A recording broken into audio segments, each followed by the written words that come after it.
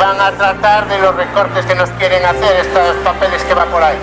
Los delegados sindicales pensamos hacer una concentración allí mientras ellas se reúnen, y dependiendo de la gente que se anotara, está pensado fletar un par de autobuses. Se garantiza, o un autobús, depende de lo que haya, se garantiza estar aquí a las 3 para el turno de tarde.